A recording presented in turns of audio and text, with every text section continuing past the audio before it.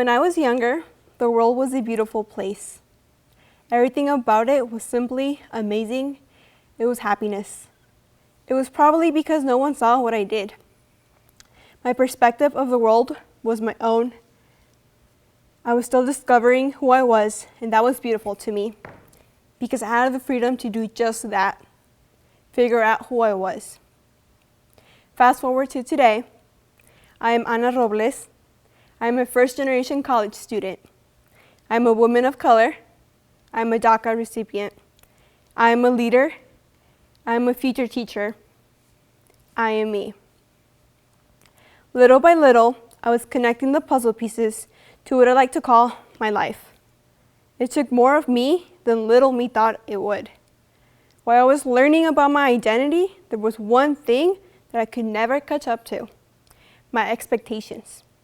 I felt the need to prove people wrong in many ways, that even when I did prove them wrong, I had to do it again to make sure they knew I was still standing tall. To show my parents that they came to this country for all the right reasons, reaching their dreams and my dreams at the same time.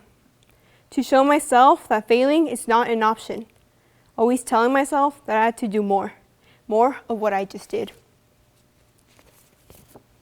In other words, my high standards in my life. High standards in college, get A's. High standards in my family, be a role model. High standards in society, do as you're told. High standards in myself, what you are doing is not enough. When I got to college, I fell in love with the communities I encountered. The community that taught me to stick together to make a change. The community where I found my friends, and most importantly, the community willing to fight for justice. I loved my life at school. It was perfect, accomplishing so many great things, but it wasn't enough. Everything changed fall 2019, my junior year. Something inside me wasn't the same, and I couldn't figure out what it was. All I knew was that it wasn't getting better. I started failing my classes. I started to hide from my family. I started to hide my feelings from everyone. The place I felt loved and at home turned into a place I no longer understood. I wasn't meeting all of my expectations, which is why I felt like a failure. I didn't know myself. I didn't even know what I was doing, nor for who. I didn't know who I was. No one did. I ended up asking for help, which meant therapy. Now, therapy isn't common in my household. It is not something we talk about at all. I decided to do it, and I didn't tell anyone. It was like I was living this secret life. It felt like I was hiding something from my family. But is it bad hiding this from them if it was for my own good? The thing is, thanks to this secret part of my life, I found out that what I was feeling was guilt, shame, and embarrassment. It's the reason for what was stopping me from finishing everything I started. I learned that my guilt turned to shame, and that is where all my negative thoughts about myself would come. The reason why everything became so hard for me, and why I kept judging everything I did. I was embarrassed that I was feeling this way and couldn't tell anyone. Yet, I figured out that there were 3 things I had to do. 1, I had to learn how to be kind to myself. 2, I had to remember that I am human and not reaching my high standards is not what defines me. And 3, I had to allow myself to sit in the places I am now. In other words, my accomplishments. Student teaching during a pandemic, guiding and supporting students, getting all of my credits in order to graduate, supporting my family, asking for help, and most importantly, learning how to love myself. Let me tell you that your accomplishments speak louder than the feeling of guilt and shame. Those feelings can in fact be a dose of reality. You can turn your guilt and shame into a positive push of what needs to get done. Shame doesn't like to be seen, but you shouldn't hide your accomplishments and who you become in those feelings. What this therapist did for me was create a space of empathy so I could learn how to be kind to myself. I have realized how valuable this experience can be, especially as a teacher. We need to show ourselves empathy and compassion.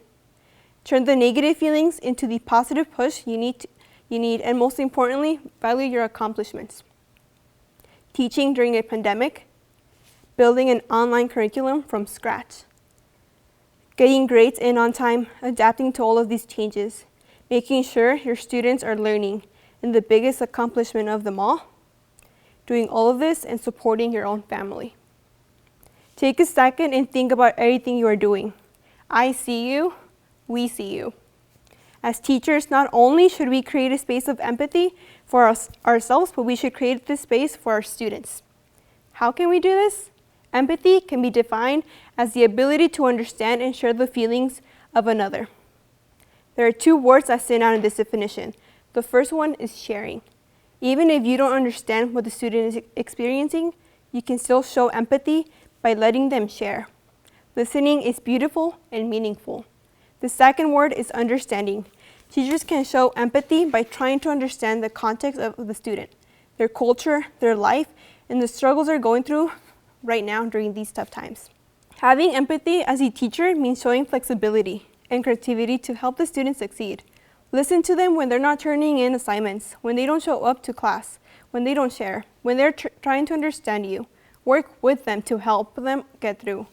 Make sure they don't feel alone. Let them know that you're there to help them. If you don't know how to, help them find resources in their community that can.